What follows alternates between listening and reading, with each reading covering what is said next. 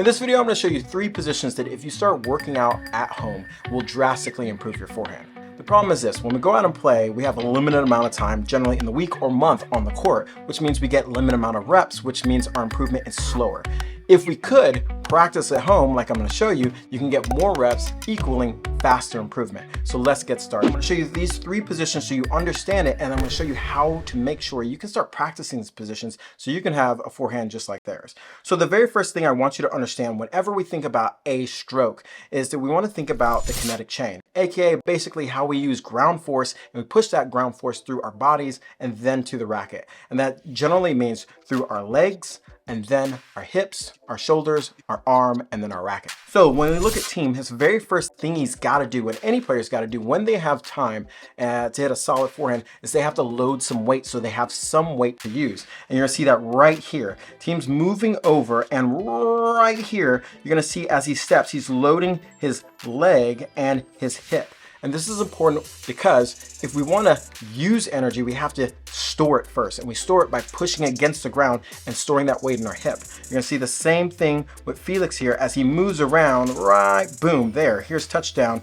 where he's storing weight in this back leg. Both players are storing weight in this back leg, which now they're going to use. Now, here's the key about storing. It's not just about pushing down, because if they simply just, let's say, push down, they're storing their weight or pushing against the ground down, which means they're going to push up. We don't want that. They don't want that. What they're doing is storing their weight in a way that they're storing it slightly back so they can push forward. Same thing here, back so they can push forward, and you'll see that in a second. The second thing I want you to understand when they're loading, they're not just loading their weight, they're also coiling their body and preparing for the second phase we're going to talk about. If you notice here, if I separate the top half from the bottom half, both players have where their hips are facing here, and you'll see that their shoulders are facing back. This separation creates a coil that they're going to combine with the next portion, which is what I call the hip push. And so from here, they're going to load that weight, and I want you to start paying attention to what their hip does here. Their hip, because they have that weight loaded in their back leg, they're going to push and push their hip to rotate. And since their hip's rotating, their entire upper body is going to rotate. So you will not only see his hip rotate, but you're going to see his shoulders rotate too. So you can see them working it together, where the hip is now pushing the shoulder into contact. Same thing here. And you can see this by, if you watch the knee as it starts changing the angle, right there, he's pushing his hip, which then sends his shoulders. We can run that through one more time as the hip and shoulder goes through the ball. This is a huge component to creating racketed speed and having a solid forehand, where a lot of recreational players make the mistake of just using their arm. We don't want to do this. This is so important to make sure your hips are pushing your shoulders. Now, the next stage of this is noticing how as they push their hips and their shoulders, you're going to notice that their hips and shoulders aren't running in tandem, meaning they're not moving together. They're moving together, and then the shoulder continues. It's transferring that energy through to the shoulder and allowing that shoulder to almost make a line driving the racket through the ball. And you can see this through Team. You can see if we watch his hip here and you watch his shoulders, as I run through frame by frame, you get to this point where right around here where the hip doesn't move anymore. But if you watch the shoulder right here, you'll see how now the shoulder's still driving out a little bit longer. Now, there's one crucial thing to understand, and you'll see that especially right here. There's a difference between both these players, and I wanted to point this out, where Team has more of a bent arm right here. And what this means is, in general, when players have bent arms, the shoulder and the hip will probably move a little bit closer than it would if you had a straight arm. So now, if you watch the same thing, watch the hips. We're rotating here, boom, and right around here, the hip stops. Now watch the separation with the shoulder. The shoulder slinging the racket forward, and therefore you get the shoulder further ahead than this shoulder. Now, so what does this mean? It means that both players have different degrees of how much their shoulder continues to move through the ball. Does it make it better or worse? Because let's say Felix has his racket further away from his arm or his body, that it's a longer lever and it can travel faster, but we all know Team has a great forehand. So don't let this be something where you're like, well, I can't do this because I have a bent arm, or I can't do this because I don't have a straight arm. Regardless of bent or straight, you still see them both using the same general technique, and this is why I wanted to point this out.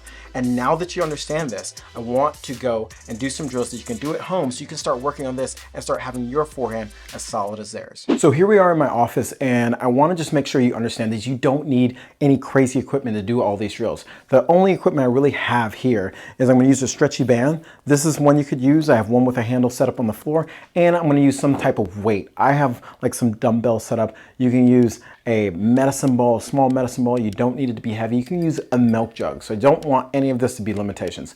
Now, the very first thing we want to work on is the load. And it's really important that we understand the load. And so to really quickly review that load is that when we push back, I'm pushing back so I can push forward. Now, this is really important because sometimes players load and they just load down. And so this is great if I want to go up, but I don't want to push my weight up. I want to push it forward. So it's really important that I load back so I can then push it forward. So this is the very first drill I want you to start practicing. And you can use your racket if you want to. Just starting your racket, and all I want you to do is load back, making sure that if I push or kind of push with my weight goes forward. And just like you saw with Felix's forehand, he moved forward and then he could still push forward. And so it doesn't matter as long as we're loading this back hip. That's the key to the whole thing. Now with this, we're going to add on one more thing, is that when we load, we want to create that separation. What I mean is my hips are facing this way and my shoulders are facing this way. So now if we practice, we're going load, we have the separation, and I can just push forward. You can see how my weight can go forward. One more, load, separation, and push forward. This is the first stage of how you want to do this drill. Now, one more thing you can do with this drill is now make it a little bit of a workout. So you start getting stronger at the same point. I'll do the exact same thing, load and push. And now I feel it in my hip, load, and push in my legs. And this is a great drill where you can do a couple sets every day to make sure you start getting stronger. And the stronger your legs become, the better and bigger your forehand is going to become, because this is the main component to swinging it. You're going to see why in a second. The second part is the hip rotation. Now that we've loaded here, the problem is where most players, even if they load and they're trying to get the racket to contact, they can move like that, but that's now using small muscles. What we want to do is take my hip and rotate it. By rotating it, it's going to pull the racket forward.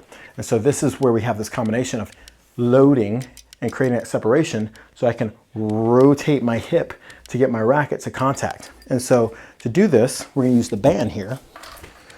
And what you want to do is just get it tight enough where now that I'm in that loaded position, I want to hold my hand out just like this. And there's some tension. I'll create a little bit more tension. There's some tension here. And I want to make sure that my hand's basically going to stay here. Now this is the same position that you would be on when you take the racket back here. I'm going to get here, and all I'm going to do is keep my hand here. With that loaded leg, you're going to push out of it and rotate. So we have two things going on. We're rotating my hips. You can see this is my belly button right here. My hips, they're rotating. But we also have that loaded leg, so we're going to push and rotate. Push and rotate. Get used to this feeling of pushing and rotating. One of the biggest mistakes so many players make is they get to this position, they start pushing a little bit, and then their arm takes over, compared to continue to push and rotate. And that's the second drill you want to do. Now finally, we're going to talk about the last section, which is the shoulders. When you see players like Team and Felix getting here, you can see how this shoulder, my back shoulder, my right shoulder, my dominant hand is behind my body. And then as they rotate, it starts trading. What I mean by trading is they're even now, meaning that the shoulders in back starts to trade and be in front, and the shoulder that's in front starts to trade and go behind. And so what we want to do is start focusing on when I'm rotating, allowing my shoulder to continue to rotate a little bit more. You notice if I just stop my hips here, that's fine. But what we want to do is create that separation where my hips go and I pass it along to my shoulder. We have that couple frames where that shoulder gets to push and drive that racket through the ball. And so what I want you to start focusing on is take your racket here and just focus on, as I rotate, boom, notice how the butt of the racket is facing this way. And so the butt of the racket's facing back now. I'm going to rotate here to have the butt of the racket facing forward, compared to just rotating and a sideways here. There's nothing wrong if you just stop here.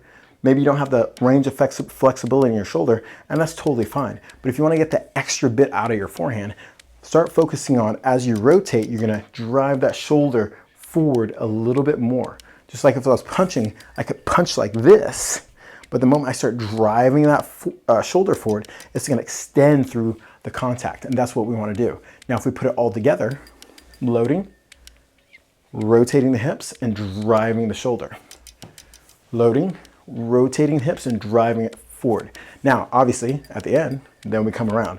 These drills you can start doing at home and getting more reps. And the more reps you get, the better you get, because here's the key. Above everybody's head, what I see is a time clock. And the time clock is how much time have you spent getting great reps, because that's what separates one player from another player.